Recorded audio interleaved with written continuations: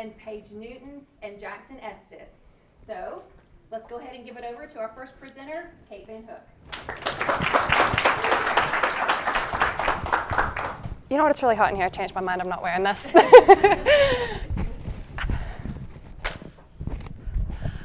Good morning, everyone. I'm Kate Van Hook, and I'll be talking about the moral responsibility of civil disobedience. One day in December in 1953, a 42-year-old woman named Rosa Parks boarded a Montgomery City bus and sat down in the middle in the section labeled as colored. A local ordinance required that the buses be segregated by race. Several stops later, the bus had filled to capacity, and Parks was asked to yield her seat to a white passenger. She said later, "I thought of Emmett Till, 14-year-old boy who was lynched in Mississippi after he was accused of offending a white woman in her family's grocery store, whose killers were tried and acquitted, and I just couldn't go back." Parks refused to yield her seat and was subsequently arrested. She was charged with both violation of a local ordinance and disorderly conduct. Outrage at Rosa Parks' arrest sparked Montgomery bus boycott. For over a year, approximately 40,000 black bus riders boycotted the Montgomery City bus system. And in 1954, the Supreme Court ruled that bus segregation was illegal under the Equal Protection Clause of the 14th Amendment. The success of the Montgomery bus boycott led to an increase in civil rights protests across the nation. Civil rights leaders staged sit-ins and public demonstrations protesting segregation laws. Approximately 3,000 black protesters were jailed in Birmingham in 1963 alone, many of them children, but their efforts were successful in the end. The Civil Rights Act of 1964 made illegal all discrimination on the basis of race or color. Their organized civil disobedience led to a monumental change in society. Today, no one would say Rosa Parks was wrong to refuse to yield her seat, but at the time, she was widely criticized not only by segregationists, but by white anti-segregation activists who believed that violation of the law, even when that law is racist or unjust, is always wrong. Civil disobedience is defined as the nonviolent refusal to comply with the law as a form of protest. Many believe civil disobedience to be inherently immoral, often as a consequence of inflating morality with legality. If an action is illegal, they suggest it must not be morally justifiable. But the question of whether or not civil disobedience is a just action brings up a greater question, one that has been the source of great debates throughout history. What is justice? This question is at the center of Plato's Republic. In this hypothetical dialogue, a man named Glaucon asks Socrates whether it is better to be just and thought unjust, or unjust and thought just. The perfectly unjust man, who is believed to be just by everyone around him, is rewarded with wealth and titles. He is beloved and adored. The perfectly just man, who is believed to be unjust by everyone around him, is scorned and despised. He lives a life of misery, punished for crimes he did not commit. Still, Socrates says it is better to be just and thought unjust, because justice is a virtue that brings happiness not merely out of the results it produces, but out of the pursuit of justice itself. Like the just man who's believed to be unjust, those who practice civil disobedience are often characterized as wrong and unruly, but their actions are grounded in a deep sense of justice and an appeal to a moral law higher than any earthly one. According to political philosopher Beryl Lang, for an action to be categorized as civil disobedience, it must meet three criteria. Their act must violate the law, it must be performed as an intentional violation of the law, and they must accept and anticipate punitive legal measures taken against them as a result of that act. Civil disobedience is a form of nonviolent resistance, but not all forms of nonviolent resistance must meet these three criteria. Both civil disobedience and nonviolent resistance are most often used to refer to organized mass action, such as the sit-ins staged in segregated places of business during the civil rights movement, but can also refer to the actions of a single individual, such as Rosa Parks. Both civil and nonviolent refer to actions that do not seek to harm or injure another person. Acts resulting in harm to or destruction of property can be categorized as civil disobedience or nonviolent resistance. By the end of the Republic, Socrates defines justice as knowing and doing what is right at all times to the best of one's ability. Importantly, he applies this principle not only to individuals, but to states and governments. But by answering the question of what justice is, the Republic poses an equally important question. How is a just and moral individual to respond to injustice in states and governments?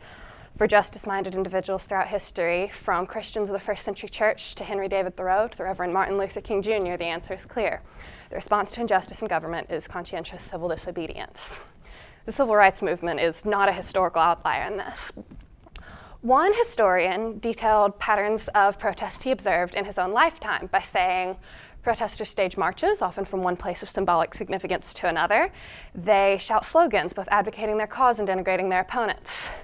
They perform petty acts of violence, such as smashing doors, windows, and street signs. They loot houses and stores of valuable objects or in food riots, basic staples, and finally, they are attacked by representatives of the government, such as police, soldiers, or militia.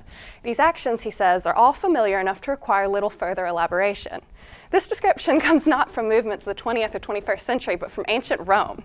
Responding to injustice in government with civil disobedience is one of history's few constants. In A History of Riots, Protest and the Law, Dr. Matthew Clement, a sociology professor at the Royal Holloway University of London, details successful movements of widespread civil disobedience throughout history, from ancient Athens to today. In medieval England, for example, because the common people governed so many aspects of everyday life, it was natural for them to see law and order as a part of this. And so any act that threatened common customs and local democracy was itself a criminal act, which should be countered by community action. For medieval Europeans, the goal of the law was to protect the customs of the people. So when the law failed to do so, civil disobedience was not seen as a violation of the law, but a protection of just law and order. American colonists viewed themselves similarly in the years leading up to the American Revolution.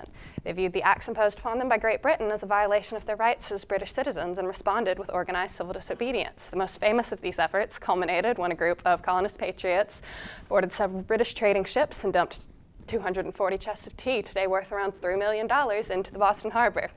This event, immortalized in history as the Boston Tea Party, is not unique in its tactics. As the Roman historian points out, vandalism of property of the class being resisted is a common hallmark of civil disobedience. Suffragettes in both England and the United States smashed post boxes and chained themselves to the fences of private homes of government leaders. College campus protests, from the anti-Vietnam War protests of the 1960s to the Gaza Solidarity movements of 2023 and 2024, have involved the takeover of campus buildings. Other movements have embodied the same nonviolent non-cooperation of the civil rights movement. Mahatma Gandhi, whose efforts for Indian independence inspired Martin Luther King Jr.'s principles of civil disobedience, argued that a government is legitimate only so long as we, the common citizens, consider ourselves your subjects. When we are not subjects, you are not the sovereign either. So long as it is your endeavor to control us with justice and love, we will let you do so. But if you wish to strike at us from behind, we will not permit it. Throughout history, civil disobedience has been understood as the true pursuit of justice and order when faced with an unjust government. Dr. Clement argues throughout history, whenever the common people assembled, their motivation was fueled by a sense of injustice, creating a need to muster strength and numbers in order to respond to the tyranny of a ruler whose acts of violence constituted a threat to their well-being. Henry David Thoreau puts it most aptly when he states in his essay, Resistance to Civil Government, all men recognize the right of revolution, that is, the right to resist allegiance and refuse allegiance to and resist the government when its tyranny and its inefficiency are great and unendurable. Civil disobedience's consistent success throughout history is no coincidence. If injustice is present in government, then legal methods of protesting this injustice have likely been corrupted as well. In his book, Civil Disobedience, Professor William Sherman says that in well-functioning liberal democracies, political decisions should be made via normal lawmaking channels, and no one should feel motivated to break the law in personally risky ways if they're advocating for legal and policy changes. Unfortunately, he says, it is no longer clear that most democracies are sufficiently well-functioning.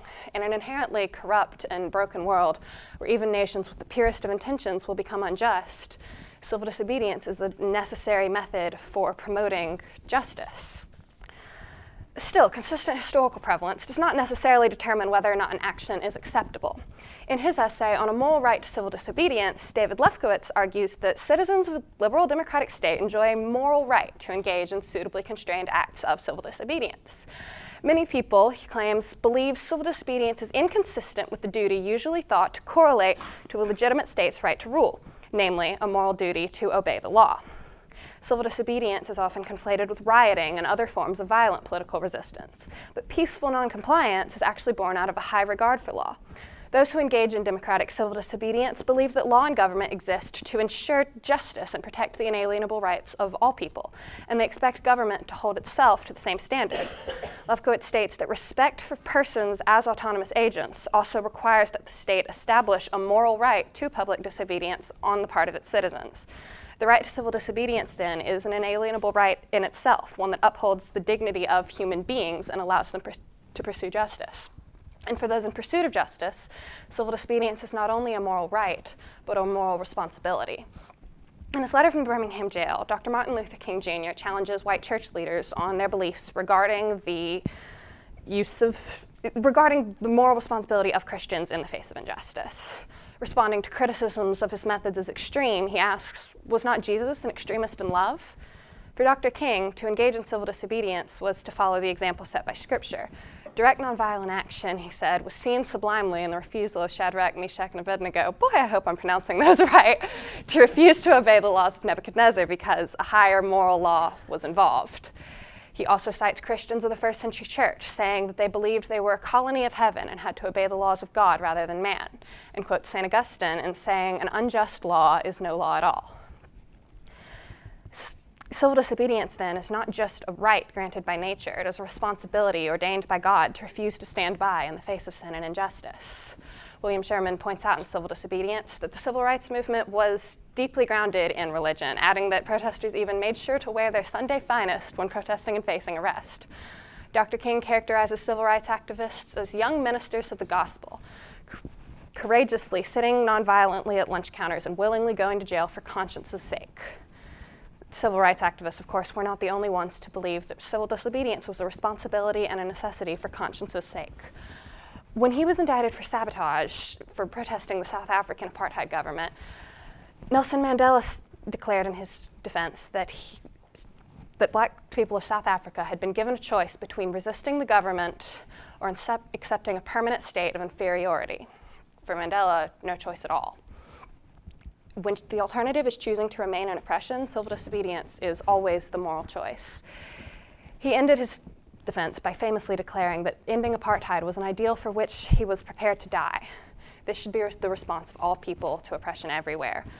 No earthly law supersedes the moral law that guides all right and wrong. Civil disobedience is not only the most consistently successful means of advocating for justice, it is a moral responsibility for all faced with injustice and oppression. Civil disobedience, responding to legal injustice with organized legal noncompliance is a constant throughout history, but so has responding to civil disobedience with criticism and condemnation. Detractors argue that it is both illegal and immoral and can lead to further, more violent actions. However, these arguments have no historical credibility.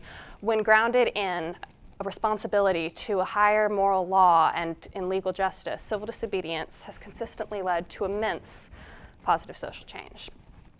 One recent example of a protest grounded in methods of civil disobedience that received these criticisms is the British climate justice movement, Just Stop Oil. In 2022, Just Stop Oil made international headlines when two protesters poured soup over one of Vincent van Gogh's famous sunflower paintings, and received widespread attention again in 2024 when two protesters sprayed Stonehenge with orange paint. Protesters were arrested following both of these events. Sunflowers was specifically selected because it was covered in glass, so the actual painting would remain unharmed, and the paint used to spray Stonehenge was intentionally designed to be easy to remove from the stones, but still, protesters received immense backlash for both events. In 2023, a climate justice newspaper called Earth.org released an article titled, "Are Climate Justice Activists Reaching Too Far?" It specifically condemned Just Stop Oil's sunflower stunt, as well as similar stunts performed in Italy and France.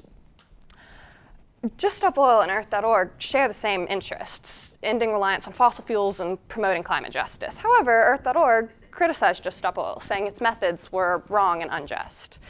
The Just Stop Oil movement is not the first to receive criticism from those who nominally share its interests.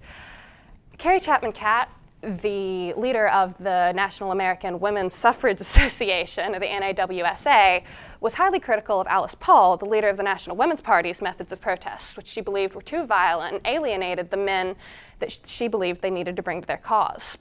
But while the NAWSA was only able to grant suffrage in 11 states over 65 years, the NWP was able to grant national women's suffrage only 11 years after it was founded.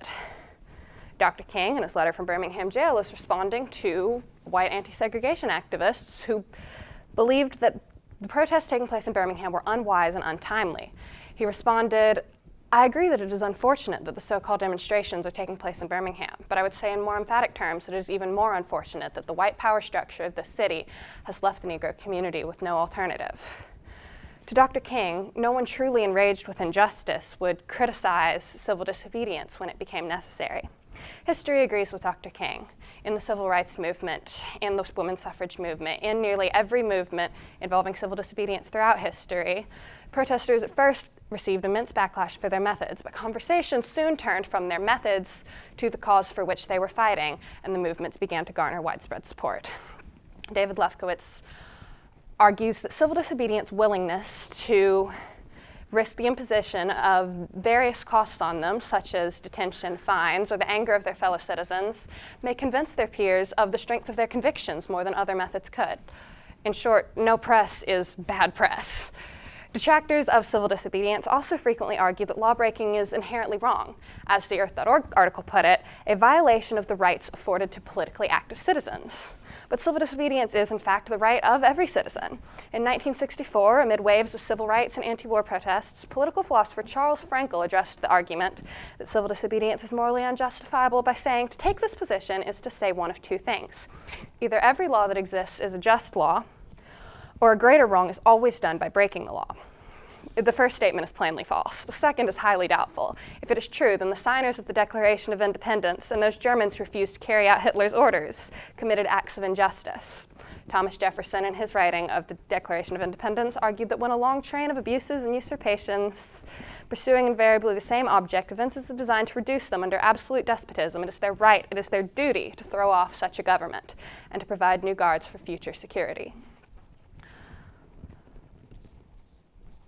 On a moral right to civil disobedience, Lefkowitz argues that in democratic states, citizens have not only the right to participate in the decision process itself, say by casting a vote in a majority rule procedure, but also the right to continue to contest the decision reached by such a process by a variety of means, including suitably constrained civil disobedience. After all, oftentimes those who find themselves in the minority may justifiably complain that, had there been further time for debate and deliberation, or had they enjoyed greater resources for the dissemination of their arguments, their own reasonable views might have won majority support. In the perfect liberal democracy, every citizen has an equal opportunity for political participation. However, in reality, every democratic process is limited by time constraints and procedural rules. A true liberal democracy, then, grants the right to civil disobedience as a remedy for the shortcomings of the state. Some Christians, however, argue that civil disobedience is immoral not for political reasons, but religious ones. In Matthew 22, verse 21, after all, Christ commands, "Render therefore unto Caesar the things which are Caesar's." However, Christ himself was crucified because he broke the law.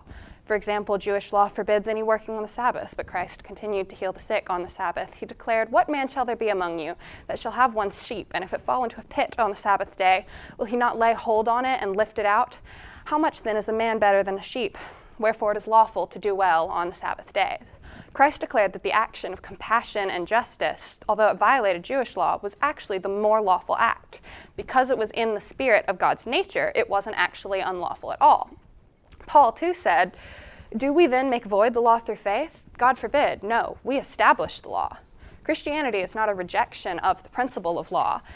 It is a calling to uphold a higher law. Christians establish the law by upholding the laws of God rather than man. Christian civil disobedience establishes God's law by rejecting the unjust laws of man. At the same time, it honors the law of man by holding it to the proper standard of the law ordained by God. As St. Augustine said, an unjust law is no law at all. The argument that peaceful legal noncompliance can devolve into violent rioting, then, is removed from the context of morally grounded civil disobedience. Peaceful noncompliance is not a neutral tool that can be examined in a moral vacuum. It must be grounded in a calling to a higher standard of law. In civil disobedience, Professor Sherman argues that pro-fascism movements, for example, can never be considered proper civil disobedience because a movement that advocates for an autocratic or dictatorial system of government is inherently opposed to the democratic system of law upon which civil disobedience is based. Martin Luther King Jr. best described the importance of moral integrity in protest by saying, "We must keep God in the forefront. Let us be Christian in all our actions." On November April 23rd, there's a lot of things that happen in November, but on April 23rd, 2023, a group of Columbia students marched toward the university's Hamilton Hall at 12:30 a.m. A student who was already inside the building opened the door and protesters rushed in. They barricaded the doors and windows with tables and chairs. They released a sign renaming the hall Hens Hall after a 3-year-old girl who was killed by Israeli forces, as well as a sign demanding Columbia divest from Israel. They remained in the building for 21 hours before New York police officers stormed the building, throwing protesters downstairs and smashing them into barricades. 109 students were arrested. A survey from Winning the Issue says that the majority of voters strongly approved of the NYPD's response and believed the actions taken by the Columbia student protesters to be more violent and dangerous than previous student protests. However, a look at history shows that their tactics were not unique at all. This same hall was occupied in 1996, in 1985, in 1972, in 1964. Such protests have led to Columbia divesting from apartheid South Africa and from the Vietnam War. They have halted the construction of segregated buildings. They have led to increased faculty and course offerings at Columbia. Whether or not one agrees with the beliefs of the Columbia student protesters, criticism of their methods engages in conversations that go far beyond issues of political affiliation.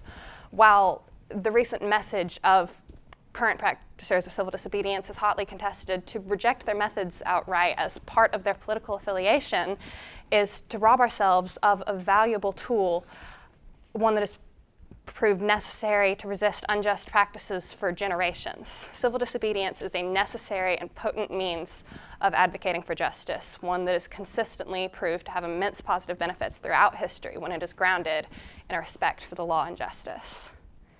Thank you. I'd like to open the floor for questions.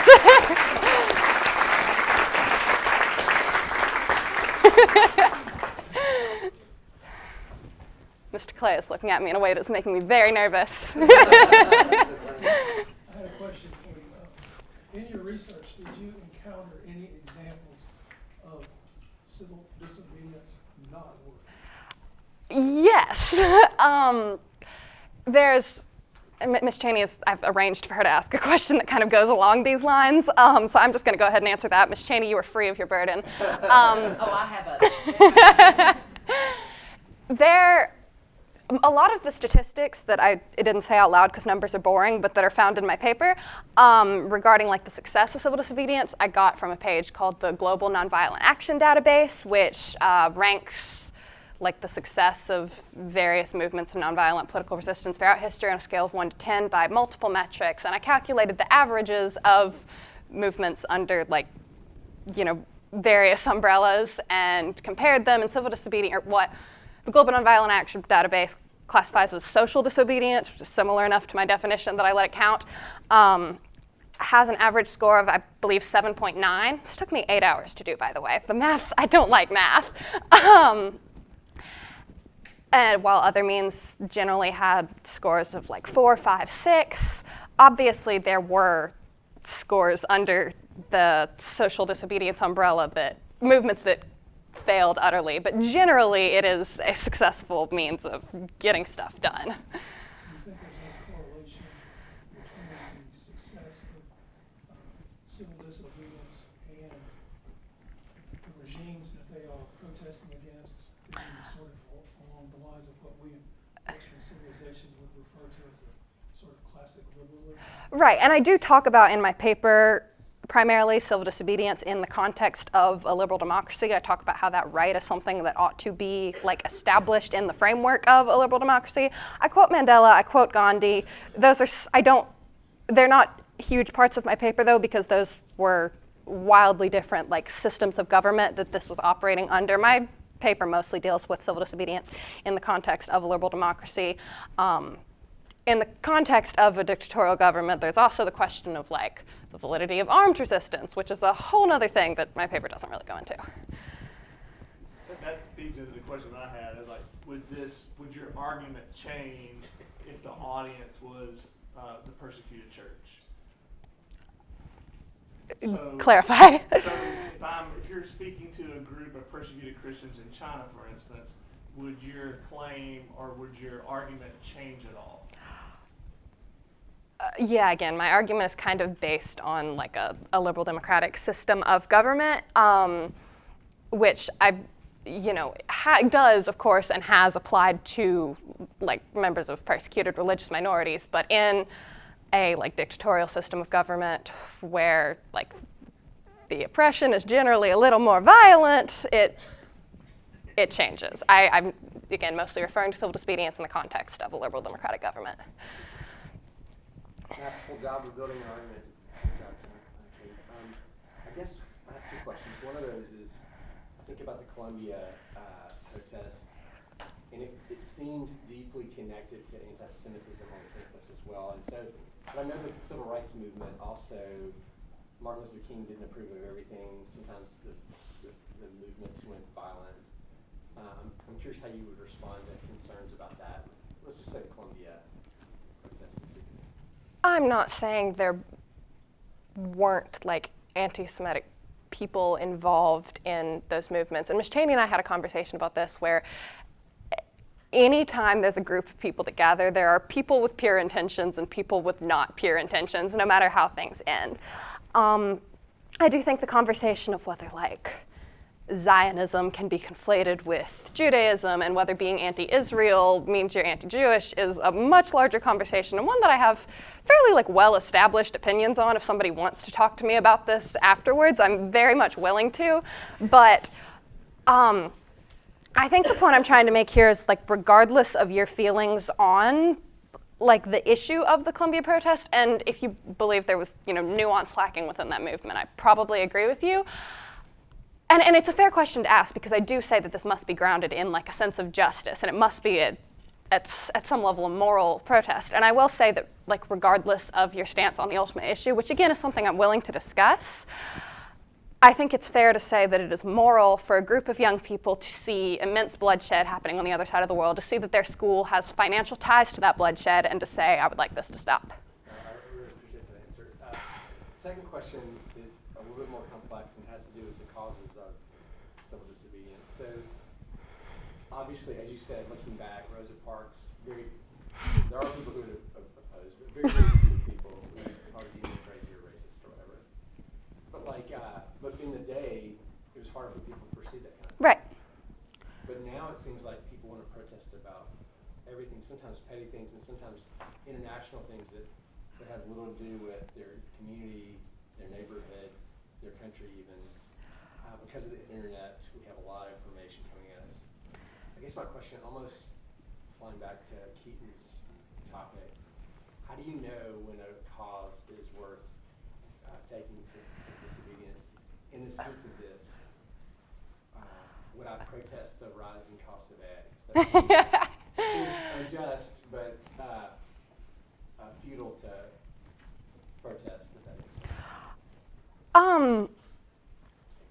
Well, again, I'd like to point out that civil disobedience is what you do when like legal methods of advocating for something aren't working. So if you think that there is no just way through like legal policy changes to complain about the price of eggs, then by all means, complain about the price of eggs in other ways.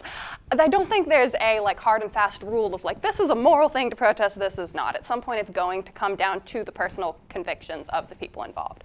I do think the argument of like, oh, this is happening on the other side of the world, why do you care, generally doesn't hold up, just because I don't think it is an immoral thing to be an engaged citizen of the world and not just of your country or your town. I think it's important and good to care about injustice happening in other countries, and specifically regarding the Palestine thing, because that's where this question arises a lot.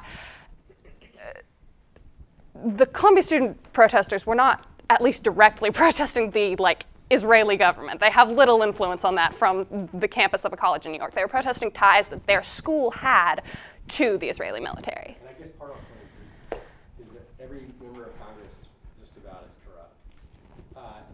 It's easy to want to protest everything. So I could see us doing nothing but doing civil disobedience all the time because of all the injustices, and even in our country, but especially the world. And that's why it makes it a little bit complex. It's kind of what Yes, I don't disagree.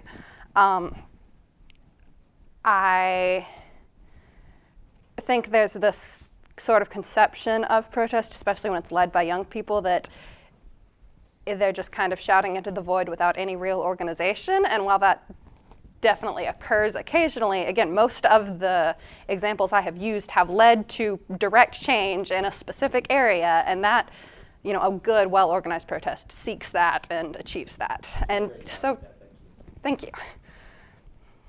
I feel greedy asking another question, but it's really interesting. Everything you're saying is super interesting. I'm really curious. The problem I sometimes have with even this topic is this idea of looting. The Boston Tea Party example was so great, just such a great example.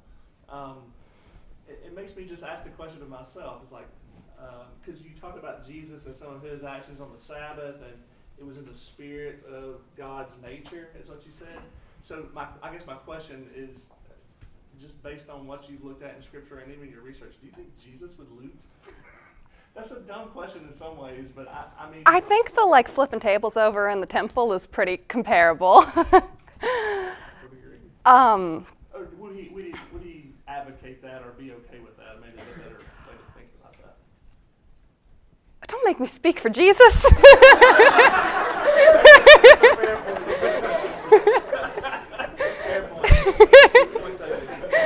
well, it's been 30 minutes, so you can wrap it up if you want. Thanks very much.